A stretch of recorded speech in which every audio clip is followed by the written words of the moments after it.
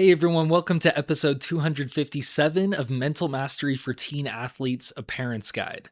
Today, I want to talk to you about what to do when your teen athlete is spiraling in a game, when you know that they're not in the right mental space and things are just going downhill. So many parents struggle to know what to say, what to do in those times. So I'm going to give you 3 specific things that you can say, exactly how to say them, and I'll explain why each one is helpful. The first thing that you can say if your athlete is spiraling is, what is one skill that you can focus on right now? The purpose for that is that it helps the athlete to kind of step away from this mental hurricane that they're in when things feel so complicated and like they're falling apart, and step into something simple that they can actually control. If you direct their mind from panic and this crazy storm to one simple thing that they can take action on right now in the competition, they will feel so much more in control already just by switching that focus. Number 2 is, what are you excited to do out there? Ask your athlete, what are you excited to do out there? This helps them to shift their brain from the fear mode and avoidance mode. So often, fear and avoidance go together. When young athletes get into fear mode, when they start worrying about everything that that could go wrong, and they start feeling like everything is going wrong, they immediately start to avoid.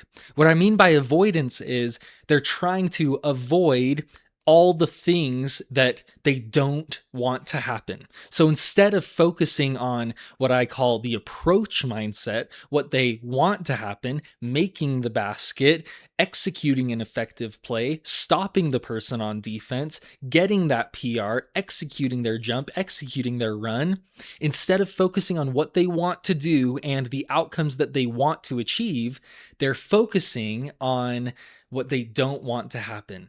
What if I shoot it and it goes way over the bar?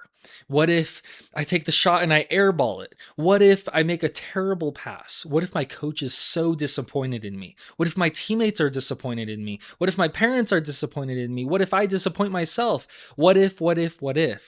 And instead of approaching what they want, they're trying to make things not happen that they don't want to happen. When they focus on things that they don't want to happen, those things become so much more likely to happen for a few reasons. One is that the brain has a really hard time with the concept of don't. When you're focusing on something that you don't want to be focusing on or that you don't want to happen, just the fact that the brain is focusing on that thing puts your energy in that direction and makes you more likely to take actions in accordance with that thing that you don't want. Tony Robbins, an amazing coach, he says, where focus goes, energy flows. And that truly happens every time we're in the avoidance mindset. And then number 2, the reason why it makes those things so much more likely to happen is because when we're focusing on what we don't want, we're not focusing on what we could be doing right now to make it more likely to get the things that we do want. So, if you ask your athlete, what are you excited to do out there? That gets them from the avoidance mindset into the approach mindset, because they're not thinking about what they don't want to happen. They're thinking about what they're going to do and the fact that they're so excited to do those things. That's approach. That's going for it. And that naturally fuels confidence, even if they're currently in a nervous state. Just focusing on going out there and attacking it and being excited about that, the approach mindset is so powerful. Okay, and number 3 is, what is one thing that you've done well so far? Ask your athlete, what's one thing that you've done well so far?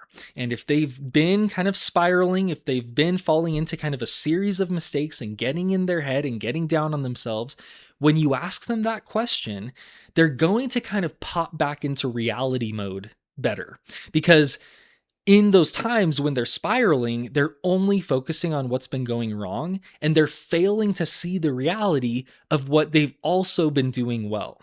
So, forcing them or prompting them to see what they've been doing well helps them to get a more balanced and therefore a more real and a more truthful, just more into reality perspective. And as they get more into reality, they're able to be more rational, use the rational part of their brain instead of that panicky lower part of their brain.